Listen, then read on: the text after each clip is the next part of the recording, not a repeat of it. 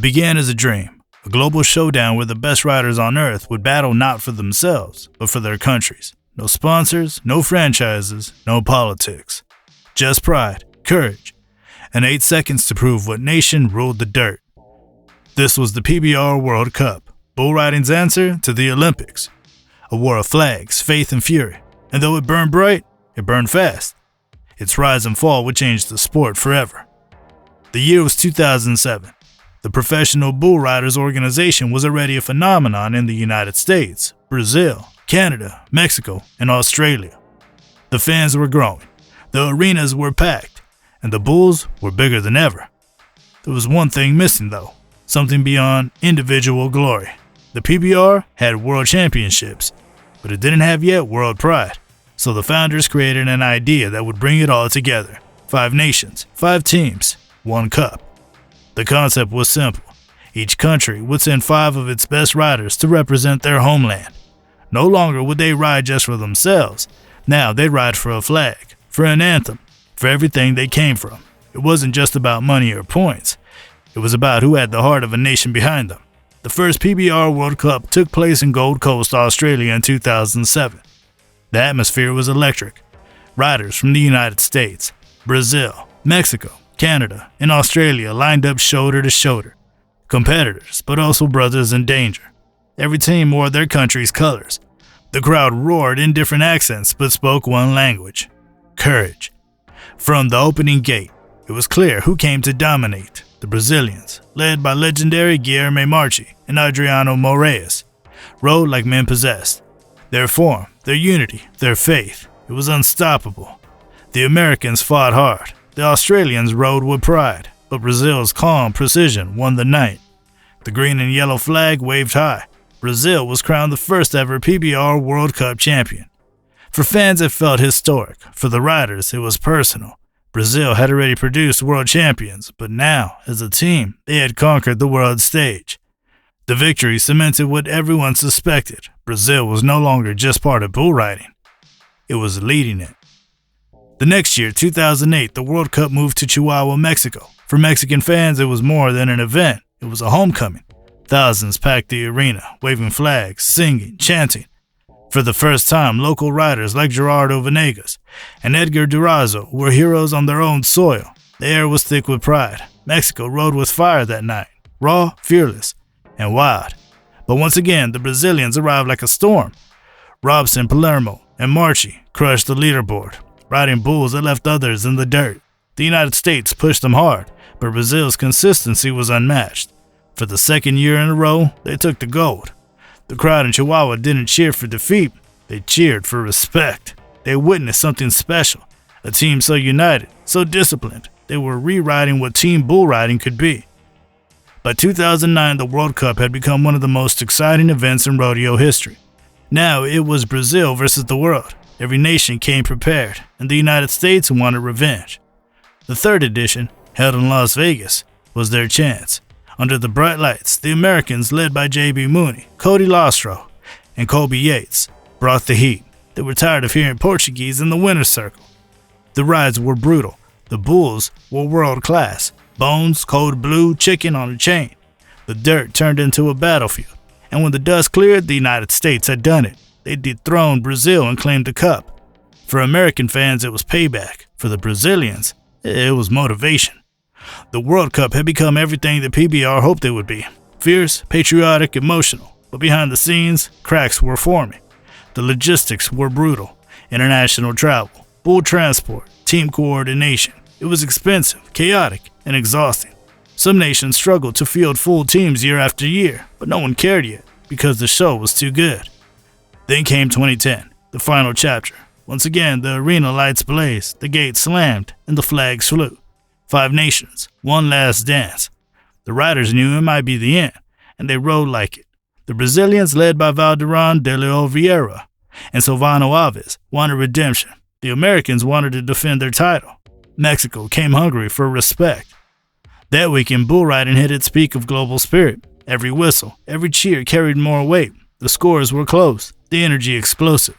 But when the final ride ended, it was Brazil once again standing on top. 3 victories in 4 years.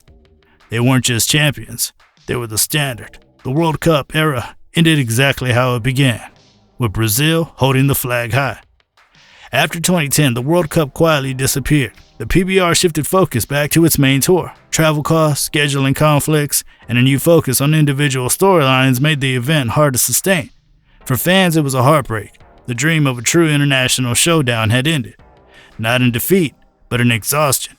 The idea never really died. It waited. And in 2017, it returned, reborn.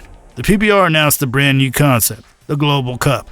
If the World Cup was the beginning, the Global Cup was the evolution. This time, the stakes were higher, the production bigger and the rivalry deeper. 5 countries again, 5 flags, but now they called it the Olympics of bull riding. Each team had a coach, often a national legend, and a roster of riders handpicked to represent their homeland. The twist? Every event was hosted on a different nation's soil. The host country had the home field advantage. The first Global Cup took place in Edmonton, Canada in 2017. Snow outside, fire inside. The Canadians rode hard, led by Zane Lambert. But once again, Brazil showed the world what dominance looked like. Eduardo Aparecido, Denner Barbosa, Kike Pacheco, names that echoed through the arena. Brazil took the gold. In 2018, the Cup moved south, Sydney, Australia. The Aussies had home advantage, and the crowd was wild. Every time a local rider nodded his head, the roof nearly came off. The Brazilians rode perfectly. The Americans fought back. And at the end, the U.S. finally reclaimed the crown. Their team, stacked with stars like Jess Lockwood and Cooper Davis, proved that patriotism still packs a punch. The Global Cup became a yearly spectacle. Cowboys painted their helmets with flags. Fans traveled thousands of miles to cheer for their homeland. And when the Cup came to Arlington, Texas, it reached another level. Brazil versus USA. Again, the rivalry that defined bull riding was alive and fierce. The 2020 Global Cup in Arlington was unforgettable. The Brazilians came in calm, quiet, deadly focused. Their coach, Guilherme Marche, knew exactly how to motivate his team. And when Jose Vitor climbed into the chute, the air went still. 8 seconds later, the crowd erupted. Brazil had done it again. They lifted the trophy, wrapped in their flag, unity and victory. The arena chanted, "Brazil, Brazil," in the heart of Texas. That's dominance.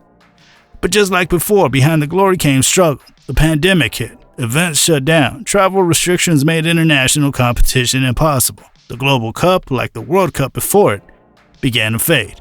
By 2022, the PBR was shifting again, looking to the future. Instead of nations, they wanted franchises. Instead of countries, they wanted cities. The PBR Team Series was born.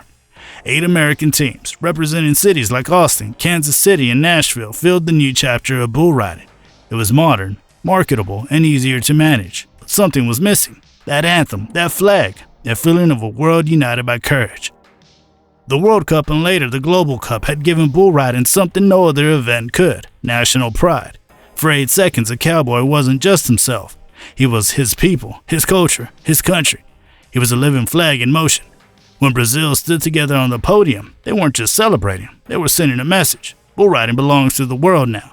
The sport that was born in Texas now spoke Portuguese, Spanish, English, and more. It had transcended borders. The rise of the World Cup was about unity. Its fall was about evolution. The PBR had to grow, to change, to survive. But for those who remembered it, those 4 short years from 2007 to 2010, it was something magical.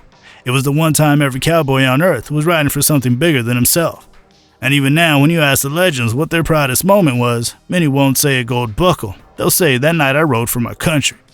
Because when you strip away the money, the fame, and the sponsors, what's left is the essence of bull riding. Courage, unity, and pride. That's what the World Cup gave the sport. That's why fans still talk about it. And that's why one day it might rise again. Maybe not as it was, but as it should be. A place where Brazil, America, Mexico, Canada, and Australia once more meet in the dirt. A place where the world watches, breath held, waiting for the next 8 seconds that could change history. Because no matter how the sport evolves, no matter how many teams or cities or leagues come and go, one truth remains. When the gate opens, when the bull explodes, and when that flag flies high, it's still the same story. One man, one bull, one chance to ride for something bigger than himself. That's the legacy of the PBR World Cup. The rise, the fall, and the spirit that refuses to die.